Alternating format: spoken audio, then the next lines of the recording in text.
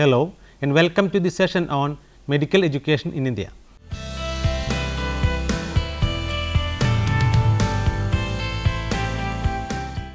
India's education system is the oldest in the world and has been well known since ancient times. A good education system is a fundamental need for a nation like India.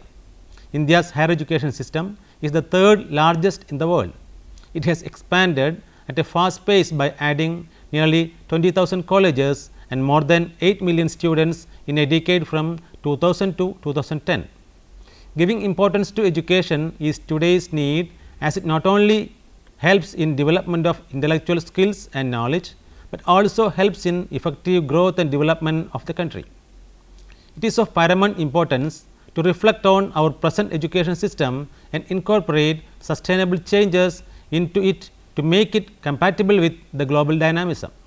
Policies and strategies that drive educational reforms have been adjusted to the new realities by creating structures in the education system that allow assessing and comparing national and regional education performances.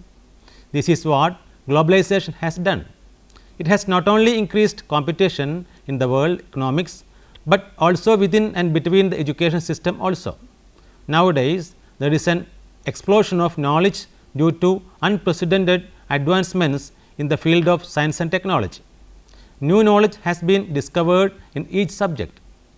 Education is closely related with the public life of a nation, and the development of a nation depends on the gross parameter of health index. Improving the health of common men is a universal priority. Every elected government in the country falls in line to show its citizens that health is a major concern for them. The idea of creating a healthy society is no longer a debatable luxury. Its significance has been grasped by policy shapers worldwide. Hence, importance is given to medical education. India is a fast developing economy where people aspire for better health and fortunes. The medical or health care industry is large. Medical careers are good paying, fast growing and in demand. Positions in medicine range from administrative to hands on clinical work. To produce competent physician or any kind of support staff like nurse, dentist, dental hygienist, etc., related to health care, there have been many medical colleges and other colleges started to take care of medical education in India. We know that as far as the composition of the Indian medical education system in the country is concerned, it is highly heterogeneous and complex with a wide range of providers. In spite of governmental institutions, there are many reputed institutions in the private sector also, but quality is the most abused term in education and health systems. As India marches towards an exciting new future of growth and progress, medical education will play a pivotal role in crafting a sustained development agenda. The Indian medical education sector is broadly classified into two: the modern or western system of medicine, which includes allopathic or non-Indian system of medicine or NISM; the Indian system of medicine, which includes Ayurveda, Unani, Siddha and homeopathy. Medical education in India in ancient times. Since remote antiquity, India is known to have enjoyed a civilization of which medicine and other natural sciences formed an essential part. In the ancient times, a student at the age of 7 was introduced to great shastras or sacred texts of 5 vidyas or learning, which was compulsory in the curriculum. The 5 subjects included Shabda Vidya or grammar and lexicography, Shilpasthana Vidya or arts, Chikitsa Vidya or medicine, Hedu Vidya or logic and Adhyatma Vidya or science of universal soul or philosophy. Only after the completion of all these, he was considered fit for any advanced studies in any special field. That elementary knowledge of medicine was considered essential for all students shows the importance attached to the medical sciences by the ancient Indians. It is no wonder that medical science became the most popular and highly developed science of Indian civilization. The profession of physician is as old as history of mankind itself. The traditional Vedic medicine have flourished for centuries and handed down orally from master to pupil. It was much at a later stage that the traditional Indian medical education was termed Ayurveda. In the ancient times, a medical student was permitted to leave the school and practice only if he was considered proficient by his teacher. The science of medicine received greater support during the Buddhist period also. Many monasteries situated in Takshashila, Mithila, Nalanda, Saranath, Vallabhi etc. became the hub of medical education. With the spread of Buddhism to the Asian countries, the science of Ayurveda also travelled far and wide.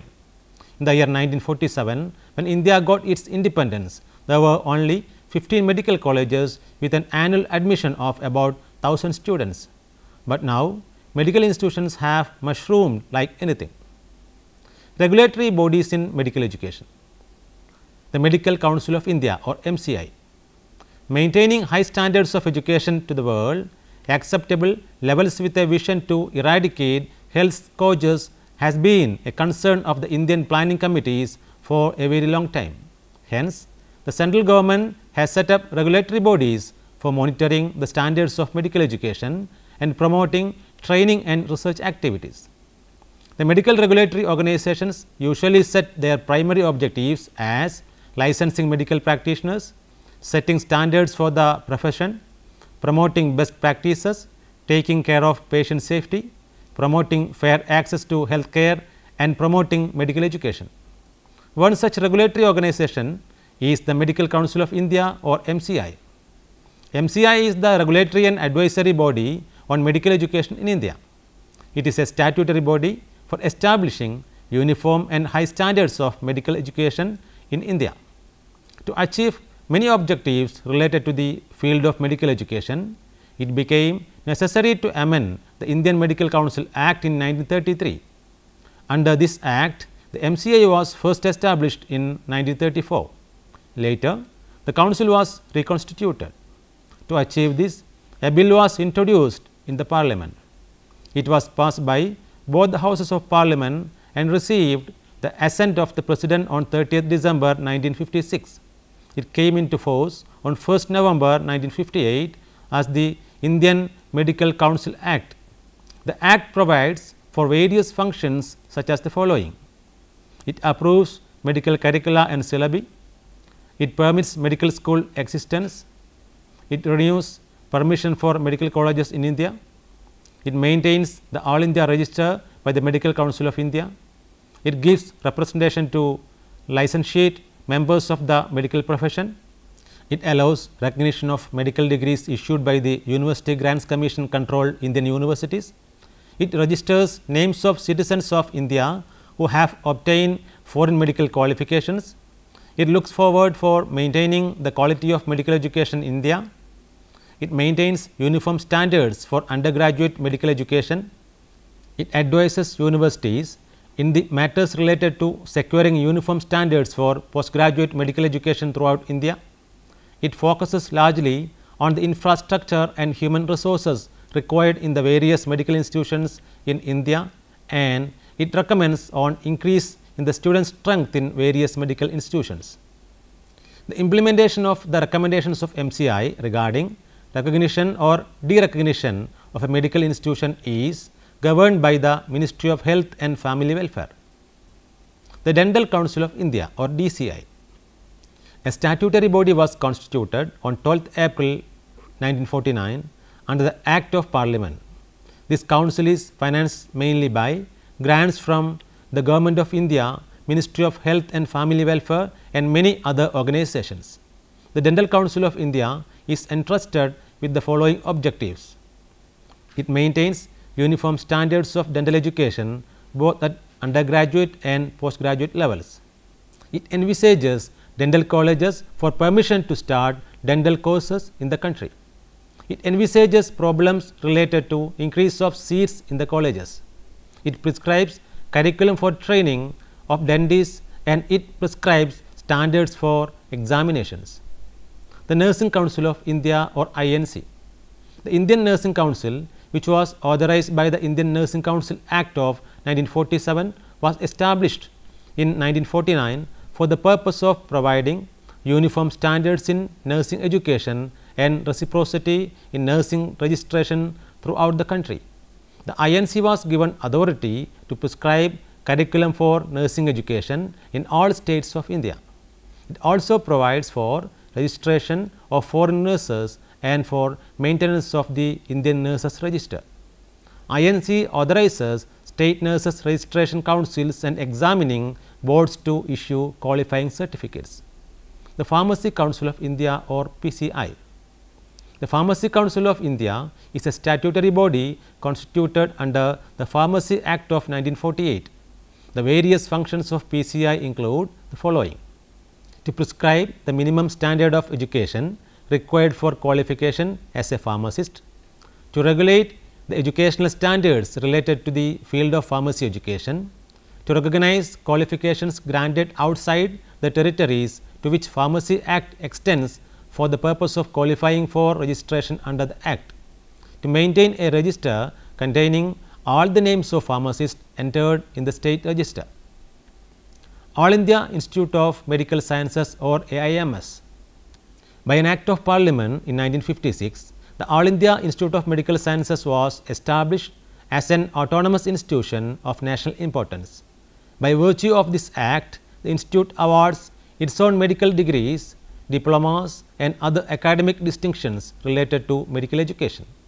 The prime concern of the institute is to develop patterns of teaching in undergraduate and postgraduate medical education in all branches so as to demonstrate high standard of medical education to all medical colleges and allied institutes in India. The other objectives included providing educational facilities of highest order for training of personnel in all the important branches of health activities and to attain self-sufficiency in postgraduate medical education. Medical research in India. Medical research in India is coordinated through Indian Council of Medical Research or ICMR. ICMR is an apex body in India for the formulation, coordination and promotion of biomedical research. The Government of India had set up Indian Research Fund Association or IRFA for medical research in 1911. Later, it was redesignated as ICMR in 1949 with expanded scope of functions. The ICMR is funded by the Indian government through the Ministry of Health and Family Welfare. ICMR is one of the oldest medical research bodies in the world. ICMR also has provisions for extramural research, support to various medical and research institutions, laboratories and other organizations in the country. Indian Association for Advancement of Medical Education.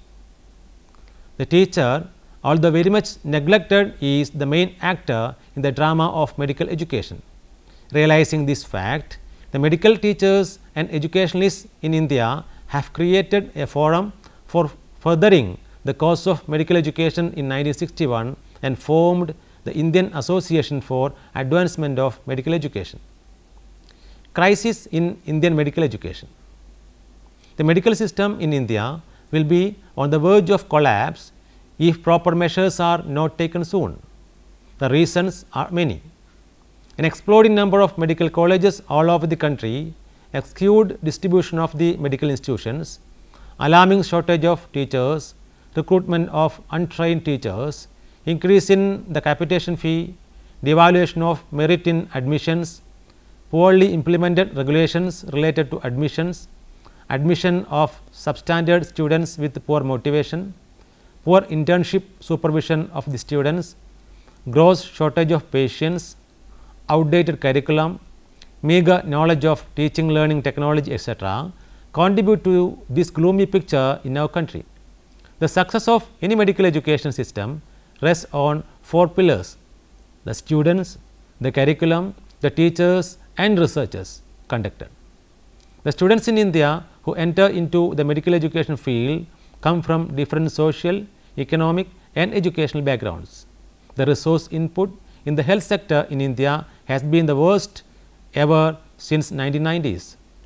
The unregulated rapid growth of institutions related to health, that is medical colleges, nursing colleges and other similar training institutions, has adversely impacted the quality of training. The skewed countrywide distribution of medical institutions will increase regional disparity in healthcare services. In the year 2010, distribution of medical colleges shows that out of 172 of 299 colleges are in the states of Maharashtra, Tamil Nadu, Kerala, Andhra Pradesh, Puducherry and Karnataka. Only 30 of the colleges are in the eastern states of Bihar, Jharkhand, Orissa and West Bengal. The policy of privatization of medical colleges has seriously undermined the health services and further limited the access of the underprivileged. Private colleges have been producing less equipped, less productive and highly exploitative doctors and other medical staffs. Centralization or nationalization or globalization of the entire medical education can help find a solution to this problem. Yet another reason for the skewed distribution of medical colleges in the country is the archaic regulations of the MCI, which add to the cost of setting up a medical institution.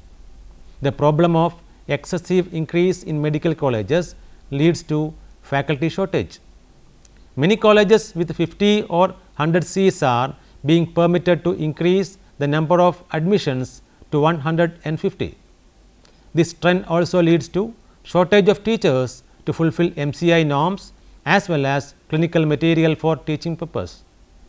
For the existing medical teachers, high standards of teaching are to be maintained and improved upon with constant seminars, workshops and research works. The medical education in India still remains a process of training the doctors of tomorrow with today's curriculum and yesterday's teaching learning methods. Still, another issue that the government should consider is the fees charged by the private medical institutions. The problem with the private education institutions is that they are driven by economic rather than educational considerations. Almost half of the medical education institutions in India admit students not on the basis of their marks, but admit on the basis of their ability to pay high fees. The high capitation fees demanded by private institutions have made medical education available only to the richest and not necessarily to the most deserving. To ensure a medical career for their children, the expanding middle class Indian parents are ready to pay 2 or 3 times the normal fee in the institutions. It would be difficult for the government to monitor and regulate the process. The quality of students that come out of colleges by paying huge amounts for their seat is very poor.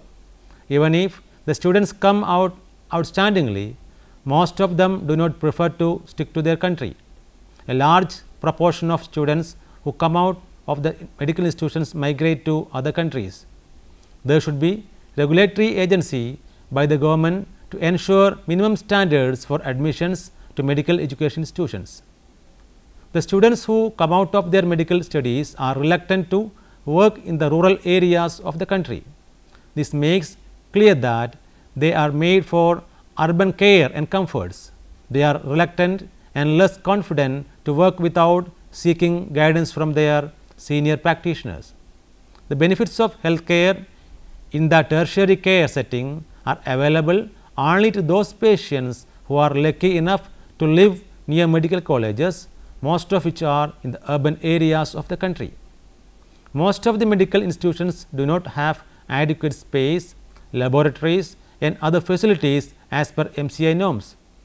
While quality of medical education is the hallmark of success for all the developed countries, corruption and bribery have made permanent inroads into the field of medical education in India since past few years. Medicine is both art and science. Other than technical competence, its definition must incorporate the capacity to cope with new challenges, work as a team and possess awareness of the social circumstances of the patients. The acquisition of clinical skills in healthcare requires constant and continuous availability of patients for examination. Since treatment in many medical colleges is not subsidized, the patient overload is poor. Research activities are definitely required to ensure progress in the quality of healthcare. Excluding the work of a few research organizations like the Indian Council of Medical Research or ICMR, All India Institute of Medical Sciences or AIIMS, etc., contribution of remaining institutions is practically nil. Research activities in the medical field should be promoted through motivation and provision of faculties. Medical education in India is sliding downwards, and unless quick and strong measures are taken immediately to correct the ills plaguing the system, backed by strong political will, reversing its present direction would be impossible. Our present system of medical education lacks practicality and relevance. It is time for the educationists to instill some life in the system by connecting classroom lectures with real life experiences. Efforts have to be taken to create a medical education system that nourishes innovation, entrepreneurship, and address skill requirement of the growing economy. Efforts should be made by the government to ensure maintenance of standards and check the unplanned growth of substandard medical institutions and substandard education norms in universities. It would be good enough if India would have an MCI controlled and Supreme Court monitored screening systems of students admitted to medical institutions under the discretionary management quota, so that merit remains the paramount criterion. During the past centuries of its unrecorded and recorded history, India should be conscious of the fact that the health education of today will determine the patterns of health care of tomorrow. But in a country vast like India, with its ever increasing population and a limited range of resources available to tackle its problems, to find a solution and practically making it happen is a bit difficult. What is required is cogent and comprehensive consideration of the issues plaguing medical education and evolve solutions that may take care of the root of the problems, and solutions which can be implemented in the short, intermediate and long term to restore medical education system in India. Let us summarize what we have discussed so far. Education is closely related with the public life of a nation, and the development of a nation depends on the gross parameter of health index. Every elected government in the country falls in line to show its citizens that health is a major concern for them. The idea of creating a healthy society is no longer a debatable luxury. Thus, importance is given to medical education in every country. India is a fast developing economy where people aspire for better health and fortunes. We know that as far as the composition of the Indian medical education system in the country is concerned, it is highly heterogeneous and complex with a wide range of providers. As India marches towards an exciting new future of growth and progress, medical education will play a pivotal role in crafting a sustained development agenda. Maintaining high standards of education to the world acceptable levels with a vision to eradicate health scourges has been a concern of the Indian planning committees for so long. Hence, the central government has set up regulatory bodies for monitoring the standards of medical education, promoting training and research activities. The chapter talks about medical education in India and the different regulatory bodies like the Medical Council of India, the Dental Council of India, the Nursing Council of India, the Pharmacy Council of India, etc., that is related to the field of medical education. The chapter in detail discusses the various crises in this field and its possible remedies. Now, you can try to answer the questions listed here. How does medical education become important for a country's development? What is MCI? What are its various functions? When was Nursing Council of India constituted? What are the various functions of the Pharmacy Council of India?